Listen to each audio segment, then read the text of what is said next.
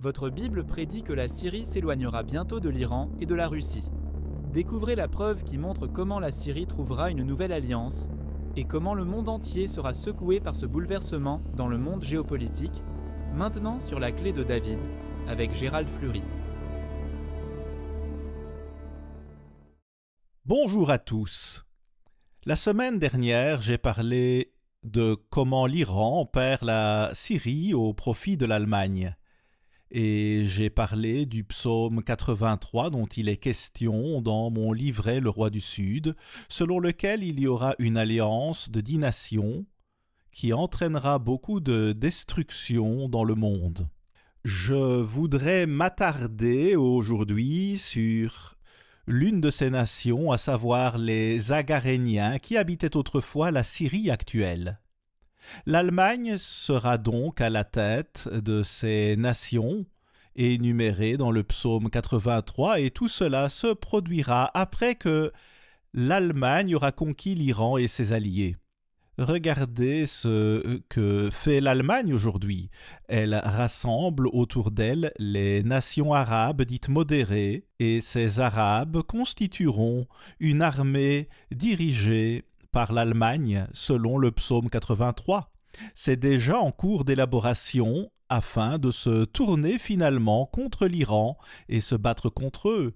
La grande question est de savoir quand la Syrie rejoindra l'Allemagne et ce que cela signifie. Je crois que la prophétie biblique nous dit quand cela se produira. Donc, dans ce programme, j'aimerais vous l'indiquer et montrer les chocs que cela entraînera au Moyen-Orient, en Europe et dans le monde entier.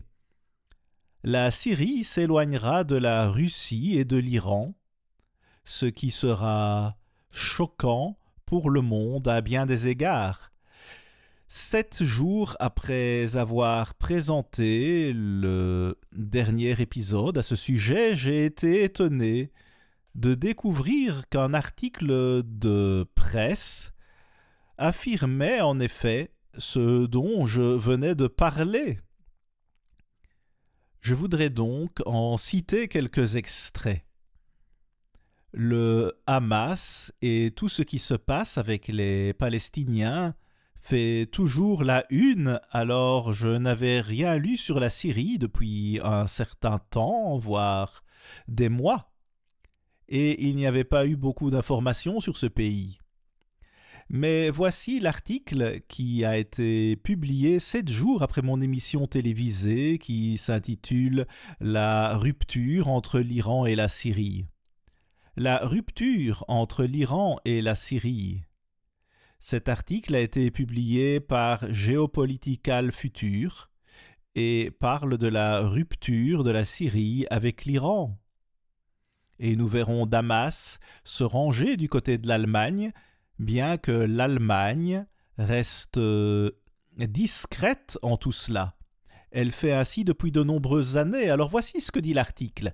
Bien que l'Iran ait contribué à stabiliser le gouvernement de Damas et ait joué un rôle déterminant dans la répression d'un soulèvement rebelle, sa présence continue sur le territoire syrien est une menace pour Assad, qui voit la pression exercée par Israël comme une chance de se débarrasser de l'Iran de façon permanente. Ils veulent chasser l'Iran. Quand cela se produira-t-il et quel défi cela entraînera-t-il pour le monde?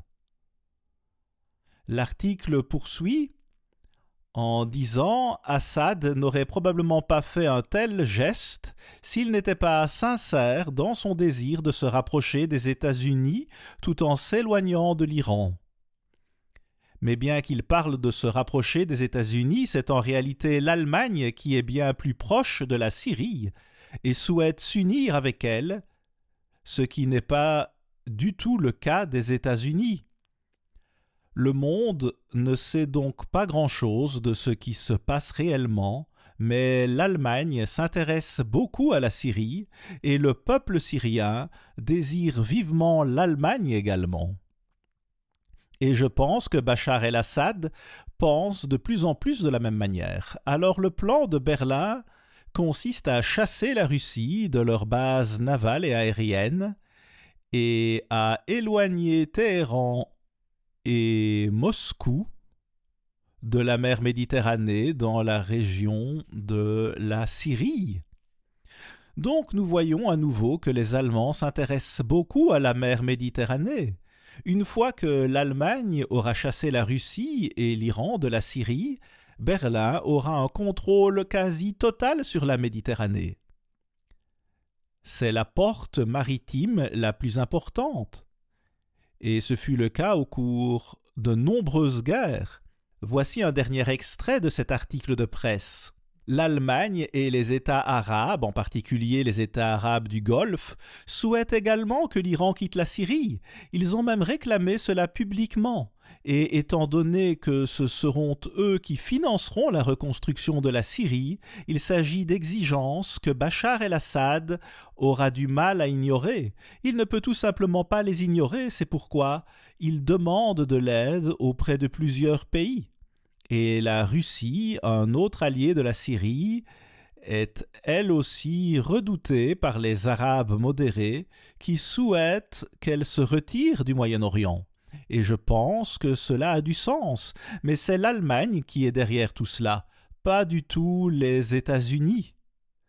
Peut-être que tout a commencé avec les États-Unis, mais en fin de compte, ce sera l'Allemagne qui dominera. C'est ce que nous dit le psaume 83. Mais nous devons en savoir plus, nous devons avoir foi en la prophétie biblique. C'est essentiel. 90% de la prophétie biblique s'accomplit dans ce temps de la fin. 90%. La Syrie essaye de se débarrasser autant que possible de la Russie et de l'Iran, et alors l'Allemagne contrôlera essentiellement la mer Méditerranée. Remarquons Daniel 11, versets 40 à 43. Si nous avons foi en la prophétie biblique, nous comprendrons tout sur notre avenir, qui est rempli d'espoir, bien que de grandes difficultés sont également à venir.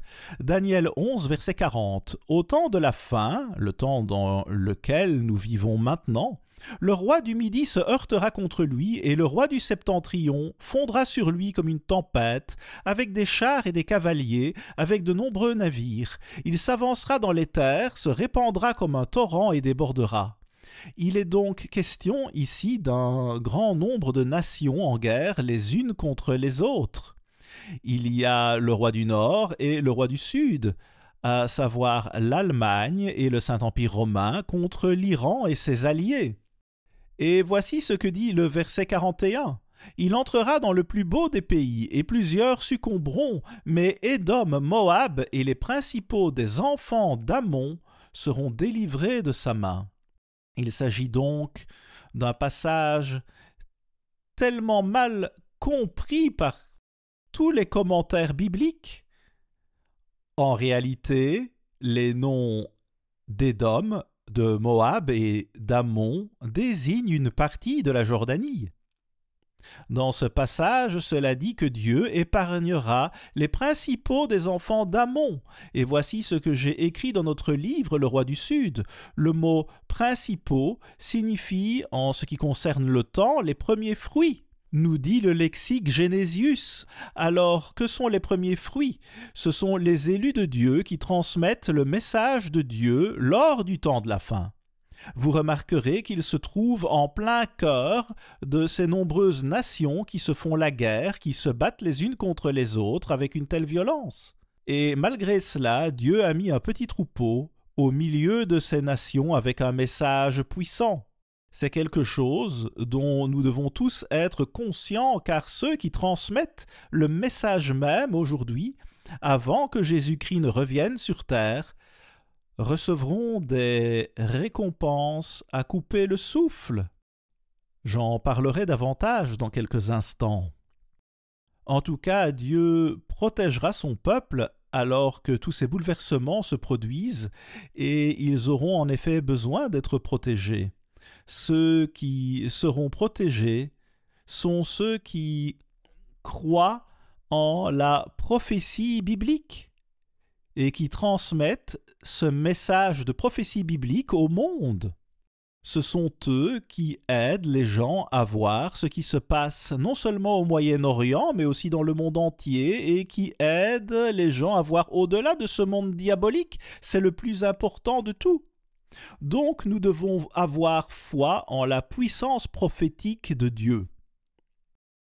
Et il est dit dans Galates 2, verset 20, que nous pouvons avoir la foi même de Dieu, la même foi qui était en Jésus-Christ quand il était sur cette terre. Nous pouvons avoir ce genre de foi, et si nous l'avons, nous croirons en la prophétie biblique, parce que la Bible, c'est Jésus-Christ sous forme imprimée. Et vous pouvez prouver que c'est vrai, nous pouvons tous le prouver. Passons aux versets 42 et 43 de Daniel 11. « Il étendra sa main sur divers pays, et le pays d'Égypte n'échappera point. Il se rendra maître des trésors d'or et d'argent, et de toutes les choses précieuses de l'Égypte.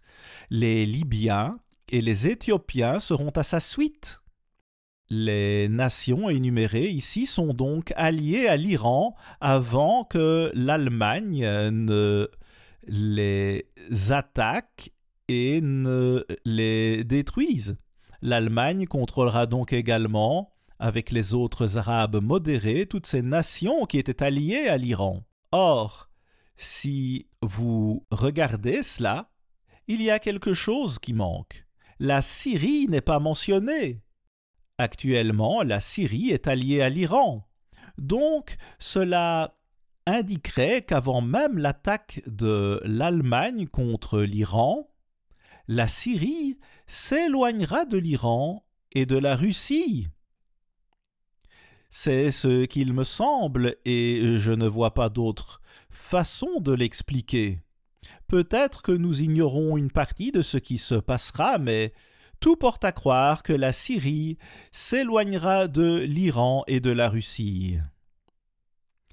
Ces deux dominent actuellement la Syrie, et Bachar el-Assad n'aime pas cela. Il veut s'en débarrasser.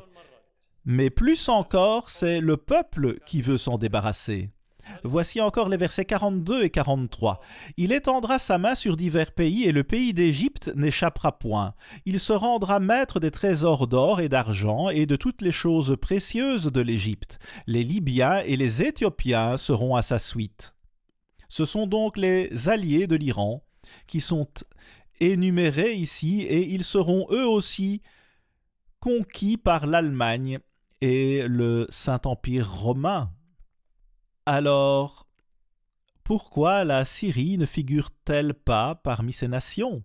Eh bien, encore une fois, tout cela porte à croire qu'une rupture surviendra entre la Syrie et l'Iran, et cela pourrait certainement arriver cette année ou l'année prochaine.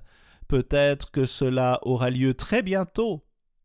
Et nous savons que la Syrie sera alliée à l'Allemagne et aux 10 nations mentionnées dans le psaume 83, au moins après l'attaque de l'Allemagne et la destruction de l'Iran.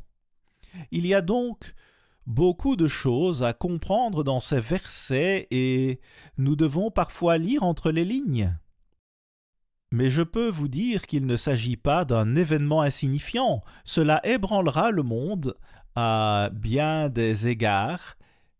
Les gens commenceront à voir quel genre de superpuissance l'Allemagne est devenue, et ils le verront par la destruction qu'elle cause. La Syrie se séparera donc de l'Iran, et il semble, selon la prophétie biblique, que cela aura lieu même avant que l'Allemagne n'attaque l'Iran, mais nous en aurons la certitude très bientôt. Voici donc l'avertissement de Dieu transmis par son peuple, par ce petit troupeau qui se trouve en plein milieu de toutes ces grandes nations, de la violence et des guerres, parce que Dieu avertit les gens et leur donne l'occasion de se repentir et de changer. Et alors il n'y aurait pas toute cette destruction. Mais pensez-vous qu'ils écouteront la parole de Dieu qu'on trouve dans la Bible eh bien, il y a un espoir éternel derrière tout cela et Dieu veut que nous le voyions maintenant. Mais nous ne le verrons qu'après des tribulations si nous ne nous repentons pas et si nous continuons dans notre rejet de Dieu dans presque tout ce que nous faisons. C'est ce qui se passe. Ce monde est plein de tromperies. Apocalypse 12, verset 9, dit que Satan a séduit le monde entier. Et 2 Corinthiens 4, verset 4, dit que ce monde vénère Satan le diable. Mais combien de personnes croient cela? Maintenant, je vais vous parler un peu d'histoire. L'Allemagne avait un dirigeant du nom de Karl Theodor zu Guttenberg, qui était le ministre allemand de la Défense entre 2009 et 2011, soit un peu moins de 2 ans. À l'époque, il a tout fait pour inciter le gouvernement à attaquer le régime syrien afin d'aider le peuple, ce qui aurait également permis d'éviter l'arrivée de millions de réfugiés en Europe et surtout en Allemagne. Maintenant, les gens pensent probablement que c'était une bonne idée, mais à cette époque, Angela Merkel ne voulait pas le faire. À l'époque, Gutenberg était comme une sorte de rockstar de la politique allemande et tout le monde pensait qu'il allait devenir le prochain chancelier fédéral. Donc, c'est certainement un grand homme et je peux vous dire qu'il n'y a pas beaucoup de dirigeants en Allemagne. Ce peuple n'a pas de leader fort et charismatique. Mais cet homme pourrait devenir l'homme fort dont tout le monde en Europe a besoin. Encore une fois, regardez Daniel 11, versets 40 à 43. Il semble que la Syrie se rangera du côté de l'Allemagne avant l'attaque de cette dernière contre l'Iran. Nous devons donc surveiller cela de près et je pense que la prophétie biblique est d'accord avec cela. Quoi qu'il en soit, il est question ici d'un homme qui porte le titre de baron, le baron Gutenberg, et c'est un homme très fort, un homme brillant et charismatique aussi. Donc notez ce que dit Daniel 8, verset 23. Au dernier temps de leur royaume, ce qui signifie l'époque actuelle, quand les transgresseurs auront comblé la mesure, il s'élèvera un roi au visage audacieux et entendant les énigmes. Cet homme est audacieux et comprend des énigmes. Il y a une mauvaise influence qui prendra le contrôle de sa vie s'il ne se repent pas envers Dieu.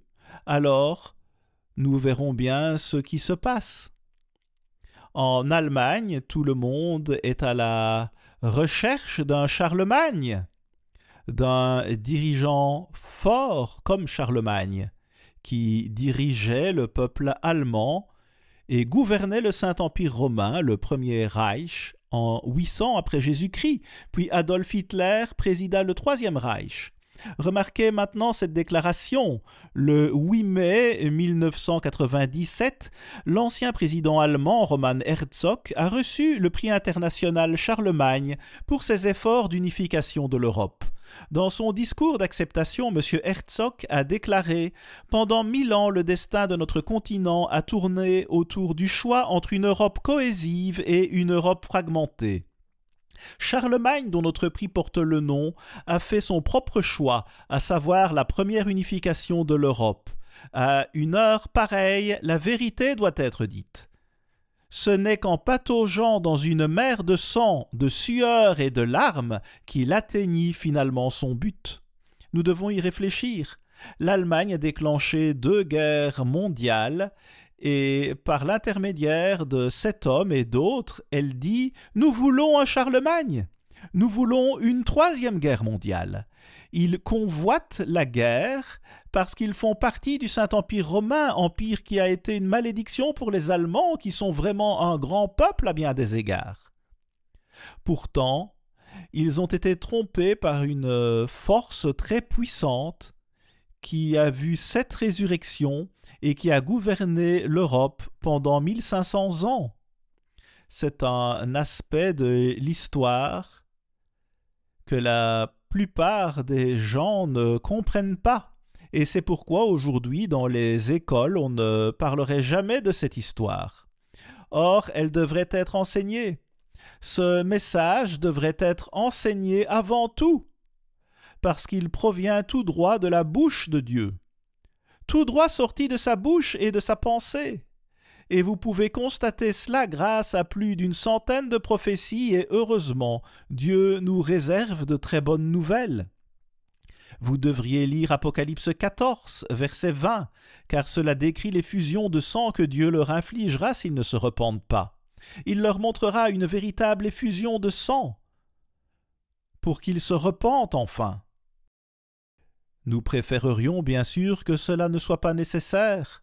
Vous pouvez voir sur la carte où tout cela se produira, et tout ce dont nous avons besoin, c'est de la foi en la prophétie de Dieu.